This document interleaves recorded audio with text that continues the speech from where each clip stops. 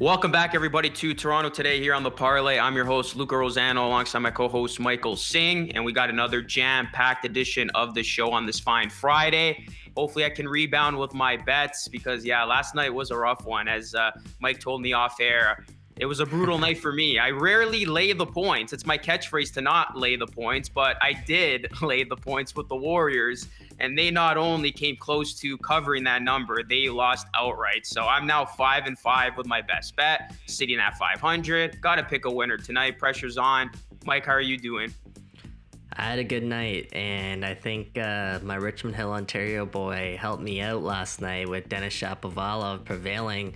We'll get into that a little bit more later in the show, but it was a good night. Happy to be back into the win column, and hopefully this is the start of a good streak that can run through the weekend, man. Are you back at 500 now? I don't want to talk about it. I told you my record. What's your record? You can't leave us hanging like that. Oh man, I am at 4-6 right now. So all right, that's not too bad. Couple games back. You're closing the bridge. Well, we'll see if we can keep it going into the weekend. Let's first talk Raptors. They could use a win right now. They continue to lose games that go down to the wire. They're competitive. They're playing teams tough. They're keeping games close.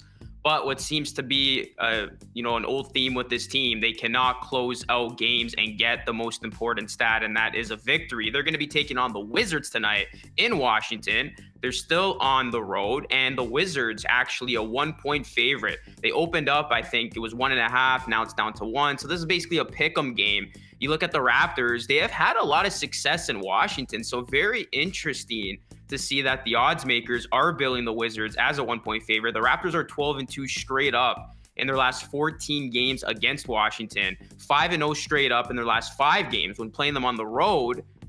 So do you think the odds makers are factoring in the fact that the Raptors don't have a bench? Because I am quite surprised that the Raptors are going into this game as a slight dog. I did expect them to see them favored here, just given how well they've been playing tough teams lately.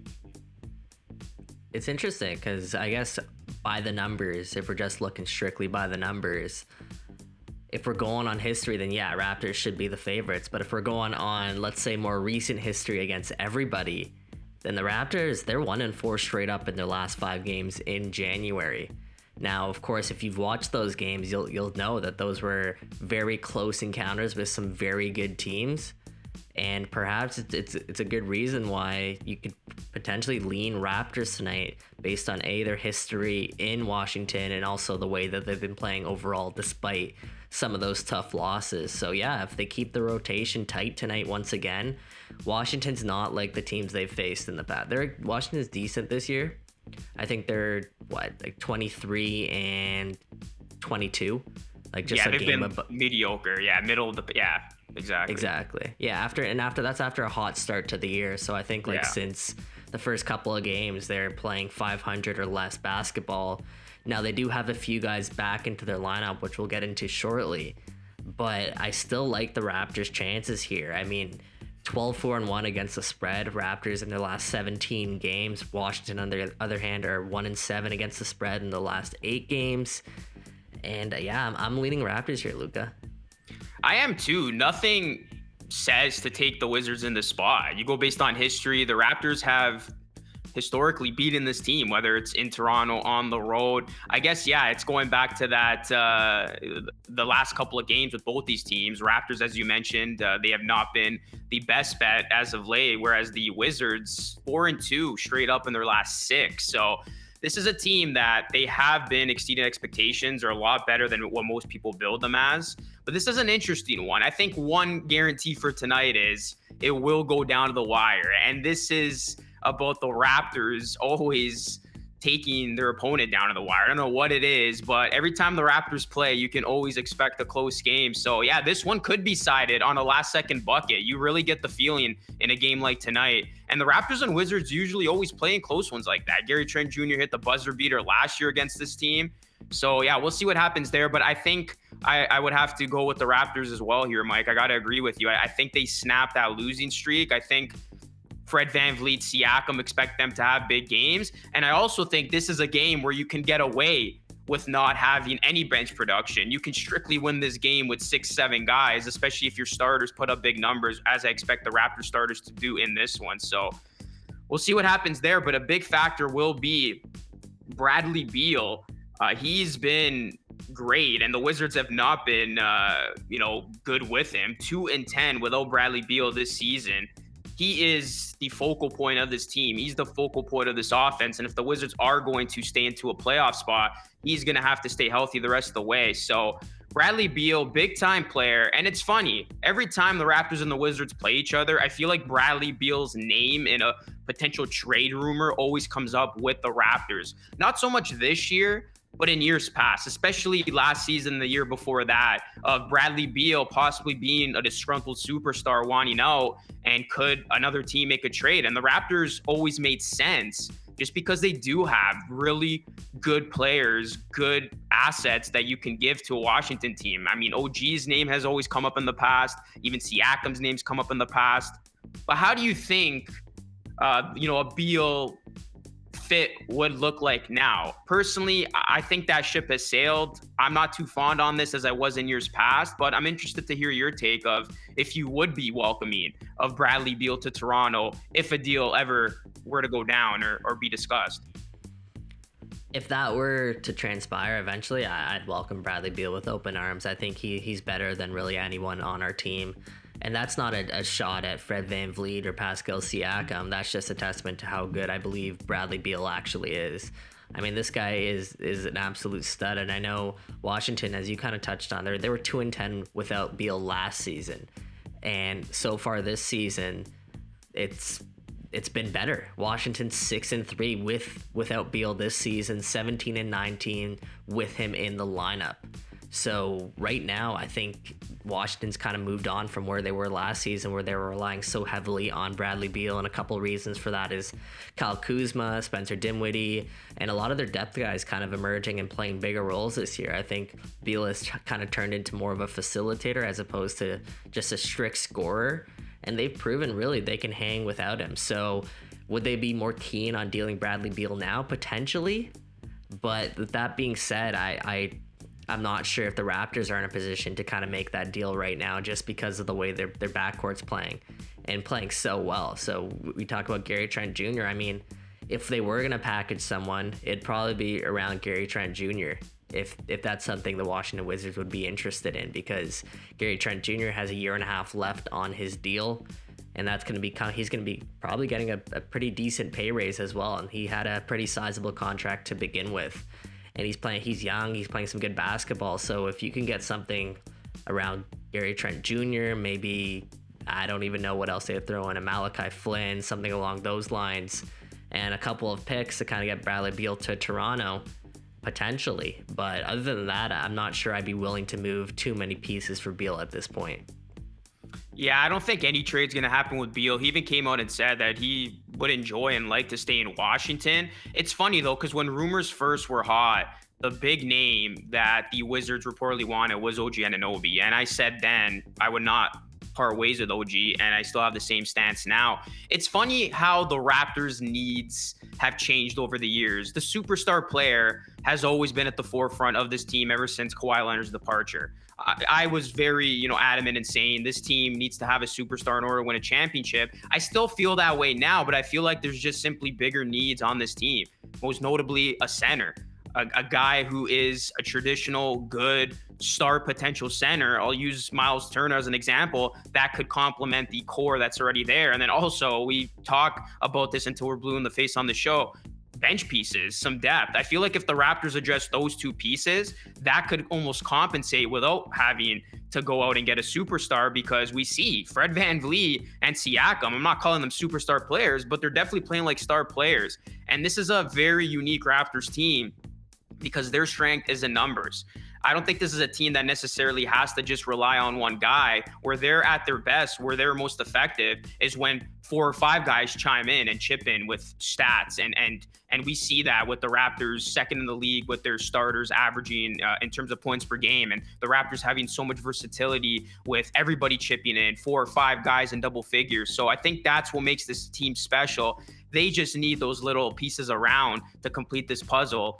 center, bench pieces. So I don't think a deal for Beal makes sense right now, part of this Raptors timeline. But it's interesting because Bradley Beal, I feel like, is always that name that is brought up every single time we approach the trade deadline, not only with the Raptors, but every other team that could use him. I mean, he's a big time player. I think he's a borderline superstar. He can definitely make a big difference on a team that is looking to make that next step. But ultimately, I think he stays in Washington, and Washington has something pretty nice going. I mean, I don't have this team making it to an Eastern Conference Finals or even a second round, but hey, they could be a pretty tough opponent in the first round. You mentioned some of those pieces they have. I thought they robbed the Lakers in that deal for Russell Westbrook, and the Wizards actually have a good complementary, players over there with Beal, and this team can make some noise maybe as we approach playoff time. Yeah, I'm not too sold on the Wizards overall, but what I was sold on is kind of what you're saying. There is those depth pieces with the Raptors right now. And not necessarily the depth piece, but the spreading out of scoring. And I'm saying that because I guess technically we are sort of a betting show, so I want to highlight some player props here tonight. And I'm liking Scotty Barnes, 12.5 points. I'm saying he goes over 12.5 at -120. And the reason for that is because I think he had a little bit of an off game last game, and I feel like Scotty Barnes, when he gets heated up, when he gets a little bit tilted, he goes off. And I'm expecting Scotty to kind of come up with a big performance. So I would say take Scotty to score at least 13 points tonight at -120. And another one is kind of similar light is Fred VanVleet. He shot 4 for 20 last game. But right now the over-under's at 22.5 points. And again, I'm leaning over because Freddie's been a guy over the last month and a half averaging more than 27 points per game. So I like Freddie there to hit that over, especially after a down game last game. It hasn't been too long where we've seen Freddie kind of drop stinkers in back-to-back games. And he's getting 40-plus minutes a night. What is it, 5 straight games? He said over in terms of minutes played per game. So, yeah, I know you definitely love those Fred VanVleet player prop bets, and rightfully so. I really like that Barnes one, though. You almost get this feeling he's ready to have that Barnes game that we saw closer to the start of the season, dropping 15 plus points, getting a double-double. And I feel like it's coming because for as inconsistent as he's been and for as many mishaps as he had on defense, he is a guy that has so much potential. And I feel like he's almost there. You know, he's almost there since coming back from that injury of getting back to form and looking like his old self. So I hope tonight is a game like that where Scotty Barnes can shoot the basketball. And I did like the way his form looked in the last game. I think he hit 1 or 2 threes, but you can just tell when the ball's going in, when he sets his feet. So his shooting has improved over the last couple of games because prior to that, he was barely even hitting the net, barely hitting rim, but he's at least looking a lot better with his shooting form. If his defense can get back to where it was going before, that's going to, in essence, up his confidence. And yeah, Scotty Barnes could have a big night and hopefully get his season back going tonight against the Wizards. Rookie of the year, man. Rookie of the year. Let's see. I still like his odds. I still like his odds for as well as Evan Mobley and Cade have been playing. All right, let's talk Leafs now. They're going to be taking on the Islanders on Saturday night. This is going to be JT's return, although I think that's an old story at this point. I don't know if that has any more legs anymore, but Leafs are actually going to be a favorite in this one. They're -157 on the money line. Just looking at some quick stats here for this one. They're 7-3-0 straight up against the Islanders in their last 10. And the Isles are 13-6 this season, 6-6-3 at home. And the Isles are 1-10-1 as a dog this season. So anytime you see this team as an underdog, do not take chances with them. They have not been a good bet. And they're also 13-19 against the spread, whereas the Leafs 14-23. So this is shaping up like it should be a game where the Leafs don't blow any leads. They absolutely come out guns a-blazing and put this team away early. Or am I wrong? No, as you said, man, should be. With the way the Leafs are playing right now, I mean, anything's kind of on the table. And it's possible that the Islanders, who honestly are pretty terrible, could come out and surprise the Leafs. Luca, let me put you on the spot here for a second.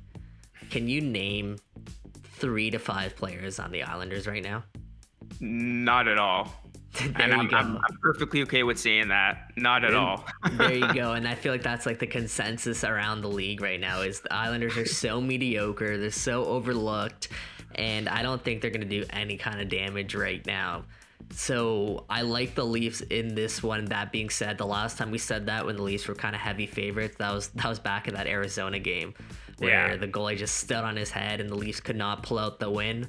The Isles, they have the worst offense right now in the National Hockey League. They're ranked dead last in goals scored and 29th in shots. This was a team that was battling COVID severely. So granted, they have played a few lesser games than everyone else around the league, but they're still the definition of mediocre or even the definition of terrible at this point. And I feel bad for someone like a Matthew Barzal, who is so talented on that team, and he hasn't been surrounded with a good enough core. And maybe that's the reason why Johnny T decided to up and leave to Toronto. But kind of segueing to that on our next point on our list, Luca, as you touched on off the bat, is that still a thing? He makes his return to the Islanders. Is that still a story? Because I feel like for Isles fans, that's still a story. I don't think so. I feel like with most returning players going up against their former team, I think at most it's the first game back. After that, it kind of loses its excitement, loses that anticipation. Maybe the second return back at most, but I feel like after one or two times, once you break that ice, it's no longer a story. It's no longer a thing. I mean, yeah, like you said, for the Isles, it still is, because anytime they face JT, they want to beat him, especially this game being over there in their place. But I think from JT's perspective, he doesn't care about it anymore. He's just going to go about his business. I mean, he does have 2 goals and 1 assist in 6 games against them, but I think it's so far into this whole thing since the signing went down that no one's really batting an eye anymore at making this a story. I think this is just something that Isles fans, they pull out a picture of him every time they play him and think, damn, I wish I still had this guy because our team stinks. Yeah, I think that's the big thing is they haven't really found that success without John Tavares. Granted, neither have the Leafs yet, but I mean, the Islanders this is like their Stanley Cup game. There's nothing really else to play for, and I think yeah, it has to mean something just because of how long JT spent there. He was, of course, their captain. I know he's been through it a couple of times, but whenever he touches the puck tonight, I will still expect a lot of boos, and we'll see if that factors into his game. But John Tavares right now, he's having a heck of a season. That is his 31-year-old season. 15 goals, 21 assists, 36 games this season. He's a point-per-game player. And this far into his contract, I mean, we're now into I believe the 4th year of his 7-year deal. I think that's pretty decent value. You're kind of getting what you're paid for with John Tavares, especially when you consider all the intangibles that he brings. And it's kind of interesting how his role has sort of evolved since he started here. I mean, he's brought here and sold on the fact that he would not be leaving Mitch Marner. Mitch Marner would not be leaving his wing. But now Tavares is kind of driving his own line there with Nylander, and he's doing a heck of a good job. He's proving he can kind of play with anybody right now. And I'm interested to see how his role kind of adapts here down the line in the next couple of years. But as we kind of touched on a few episodes ago, the Leafs need to take advantage of this window, because I don't want to be talking about John Tavares being a crucial part of this team when he's 35 years old. Does Tavares score tonight? Are you laying that anytime goal bet, or you're going to be holding off on that? Ooh, hockey's so tough because it's one of those games where it takes an instance to happen, and those instances don't happen very often. Like it's like, I would say someone scored like a Tavares, he scores once every 3 or 4 games, for example. It's tough to lay that bet. Those are not great odds that you're giving you just on an anytime goal scorer bet. But if I had a hunch, if I had to say, I'd say, yeah, I think he finds a way just based on the season he's having. I think he is in a slight goal drought. Like his second half of the season hasn't been as good as his first half.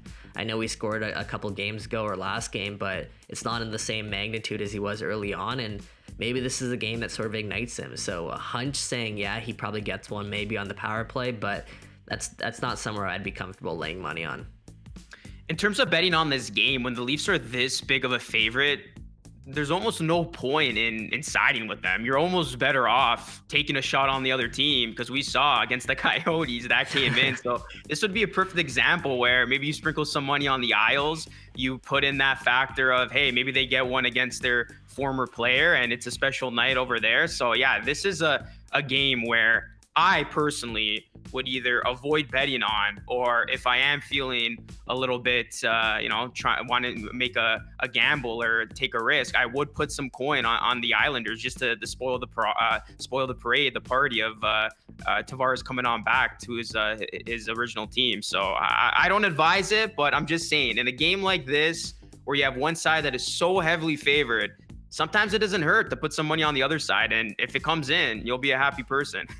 Yeah, and this game is on Saturday, so the other thing I would suggest is, if, as you mentioned there, Luca, avoid the money line. There's no real value there unless you have a hunch the Islanders are going to win. Yeah. But puck line, that's probably your go-to in this one. If you do feel really strongly that the Leafs are going to win this one, you'll get better odds there, hoping the Leafs win by 2. And based on just on paper, that should happen, but you never know, guys. That's the name of the game. Yeah, the puck line should be what, 1.5, 2? Yeah, at least. Yeah, that's what I was thinking too. Definitely. So yeah, definitely there could be some value on the puck line, but we'll see. The Leafs usually they sometimes blow these opportunities. Hopefully that doesn't happen again on Saturday night. All right, let's talk about Shapo. He is victorious. Your best bet of the night last night came through, beating the American Opeka 7-6, 4-6, 6-3, 6-4, and it was an incredible matchup. I didn't watch the whole thing, caught the highlights, of course, because these games go on way too late. But you look at Shapo, he won 83% of points when he got his first serve in. So that's very huge, a part of his game. And now he's going to be, you think, an underdog in his next matchup. But let's first talk about this matchup that he was able to get on through. Were you convinced by his performance, and did it impress you? Because I know we were talking about his first 2 matchups being tougher on him that they should have been, but in this one, were you overall impressed with Shapo's performance en route to the win? I would say this was probably his best matchup of the tournament. And that's saying something, because we're already 3 matches in, and it's better that he kind of finds his form as this tournament goes on. This was his toughest match yet. And yeah, I was very impressed with the way he handled himself. I mean, it only went to a tiebreak once. I believe he was only broken once in the entire match, which is absolutely fantastic for when you're facing a caliber of player like Opelka. These guys were even on the money line, even on straight up heading into this match, and Shapo sort of just dominated his way through. So credit to Shapo. And I was wrong yesterday about the draw.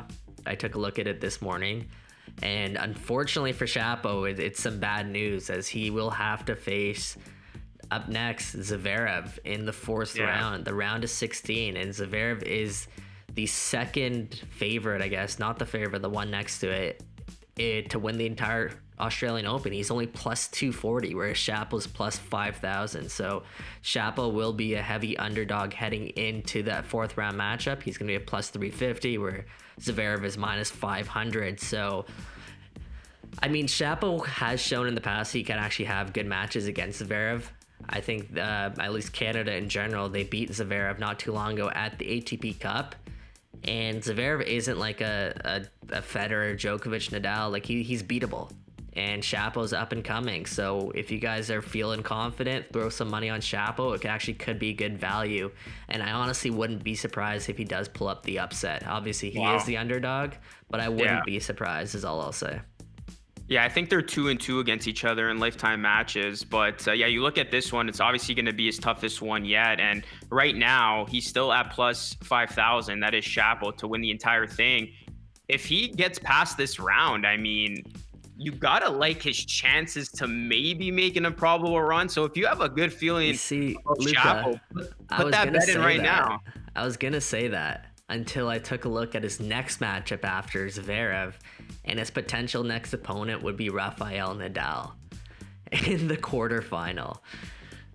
Yeah, you know what?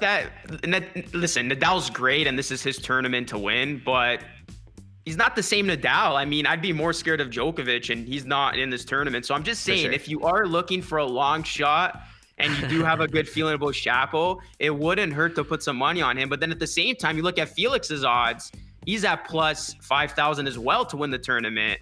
And he, I think, should get past his next round against Daniel Evans. And then I haven't looked at that side of the bracket, but it should be maybe a little bit more favorable. So I guess my question here, Mike, is if you had to put money on one of these two Canadians to make an improbable run, who are you going with? Felix or Shapo, or are you laying both bets? That's a good question. You know, Shapo's odds are up. The first time this tournament, they've actually jumped up from plus 6,600 to plus 5,000. Felix, as you mentioned tonight, facing Daniel Evans. Once again, they're kind of even there, minus 110. So it could be some good value actually for Felix. He faces Medvedev next if he moves on. It's That's both tough. Two very tough draws, but if I had to choose, I would say Felix, just because if he can get past Medvedev, it's a bit easier of a route all the way to the final, as opposed to Shapo, who has to go through Nadal or Zverev and then Nadal. So it's a little bit tougher, and I think he has Tsitsipas. One of them has Tsitsipas moving on forward too, who's very dangerous as well. So I'm probably leaning Felix if I had to choose one. I also think Felix is probably the better player overall. Yeah. But it's honestly take your pick right now. Both of them are actually decent shouts, especially with Djokovic out of this tournament. Yeah, I mean, I hope both of them get on through, and I hope they're still alive in this tournament the next time we come on to the show on Monday. That'd be awesome. But hey, again, if you feel it, take it now, because both Canadians have pretty good odds if you are feeling like you can hit a big one here with their chances at the Australian Open. This feels like, though, a tournament where an unexpected occurrence could happen. I don't know. I just have this feeling. It started off weird. You got all the Joker stuff going on. And I just have this feeling, you could see something where, you have an underdog making a probable run. We get that more so on the women's side. We talked about that on the show a couple of days ago. But I just feel like on this men's side, something special could happen. So, hey, why can't it be a Canadian? That's all I'm going to say. I like it. Why not? All right, let's get to our best bets now for tonight. Mike looks to keep it rolling. I look to get back in the win column. Mike, you go first. Who are you taking? Are you betting on a game tonight or this weekend? Who's your best bet for this Friday show? I like it. So I have written in the rundown here for Miami to cover 1.5 points against Atlanta in basketball, but I'm actually going to pull an audible here. Ooh. And I'm not going to take that bet because tennis prevailed for me last night. I'm going to go with my boy, Felix Auger Aliassime. Let's to get go. past Daniel Evans at minus 110. So kind of even on the money line. I think that's good value as Shapo was last night. So let's see if Felix can get through and get to the fourth round where he'll have a tough matchup. I like it. I like the audible last second there. It's funny though. Why did I know or have a feeling you were gonna take the Heat, or you at least like that game? I just had this snack that I'm like, Mike's probably gonna take the Heat in this one. Did you choose something else then, or what? Yeah, I did choose something else because I did like the Heat, but I laid off. So I will be going with a game, not tonight, but tomorrow. And it will be a part of the NFL divisional round. I'm going with the Cincinnati Bengals. It's the first game of Saturday, plus 3.5. I really think this Bengals team is up to something special. The Titans, they will have, in all likelihood, Derrick Henry back, but he hasn't played since October. For people thinking he's going to look like his old self, he's going to have a little bit of rust. And the Bengals, despite their injuries, they still have the 7th ranked rush defense in the NFL. So if Henry doesn't have his typical Henry type game, that means Ryan Tannehill is going to have to throw the ball. And I don't trust the Titans' aerial attack against the one in Cincy with Joe Burrow and Jamar Chase. I think if they can get it going early like they did against the Raiders, that's going to force the Titans to change up their game plan, going from running to passing. And that's not going to be a good recipe for success. So I'm going to take the field goal hook here. I love that I'm getting plus 3.5 because even if the Titans win, I don't expect it to be more than this. I can see them winning on a last-second field goal. all in all, I expect this game to be close. I expect it to be tight, and I wouldn't be surprised if the Bengals pull off this upset outright. So if you do want to maybe lay on the Bengals money line, it would give you some really good value here. But I like the Bengals. I like this hype with this team. They haven't won a playoff game since 1991. They ended that, and they're looking to make their first championship game, I believe, since 1988. So they're just breaking droughts this postseason run, and it could continue here against the Titans. Surprise, surprise that Luca decided to go with football. Big NFL week, and I'm sure I can bet where we'll find Luca all weekend, just planted right in front of the television screen. Hey, hopefully it's some better games than that opening round, man. Yeah, honestly, I'm taking a break from betting on the NBA. That Warriors game really pissed me off. So I'm glad I was able to choose an NFL game because I'm like, man, the NBA has been killing me lately. Such a difficult league to bet on, but hopefully better days are coming. And like you said, Mike, that's literally what I'm doing this weekend, just watching the games. I know you're going to be watching some of that, and as well as a lot of tennis. So yeah, we'll see what happens next time we come back on this show Monday. But once again, everybody, this is Toronto Today here on the Parlay with Luca, Rosano, and Michael Singh. Thank you so much for your continued support. You can follow the show everywhere, all over social media, wherever you get your podcast, where we talk Toronto sports and more. Good luck with your bets. Have a great weekend, and we'll be back on Monday. Take care, everyone.